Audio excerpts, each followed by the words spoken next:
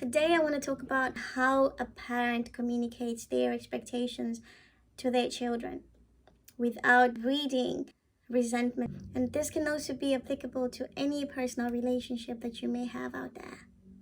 So stay tuned to the end of this video, where I'm going to share with you how we can best communicate our expectations without ruining the bond that we have already built with a family or a loved one over the years. Hi there, it's Boniko Mise, your family consultant, founder and the creator of Be the Woman, a place where women raising families come to find empowerment on personal issues that they may not be able to have a better light on, and we shed the light right here. So where do expectations come from? In a relationship, it's never a balance of powers or a balance of abilities. There's always one who's better at one thing and the other who is better at something else. But expectations, I believe, start to come from a place where the other who is good at in a certain region starts to expect the other one to level up on the same level that they are, even though they know that this is not the other one's forte or this is not the other one's specialty.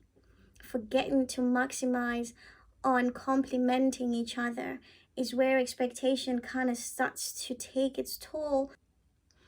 While we have issues expressing our expectations in adult relationships, there's always willpower where one will express that I'm not happy to do this, I'm going to carry on with my own path. Whatever expectations are out of me, I hear them, but I'm not honoring them. But this can be very difficult for children because they do not have that willpower to exercise it under their parents' roof, because there is a lot of elements to put into consideration, basically. But how are we as parents failing to give a platform to our children to express their desires or express their path of desire to us without us meddling so much? And how do we sway our children into the path that we wish they would follow without causing the friction, without breeding resentment? We always forget that our children have their own dreams. Our children have their own mindset. This brings me to how you can communicate your expectations to your children without coming across as a psycho, without coming across as a controlling parent that is as time goes by, you're going to find yourself all alone because your children felt unheard in the time that they were with you. When we have expectations for our children, it is always wise to take on board what your child's desires or passions are. You always have to come from a level of understanding where your child is for you to be able to add on whatever expectations that you may have of them. Sometimes we're so out of tune with our children, we don't even know where they are mentally or even just desire-wise, like this is what I would like to do, and not being able to understand where our children are also hinders us from knowing which angle to come from to support them. So communicating your expectations to your child has to come from a place where you bring yourself into your child's world to understand them. Where are they at? What are their passions?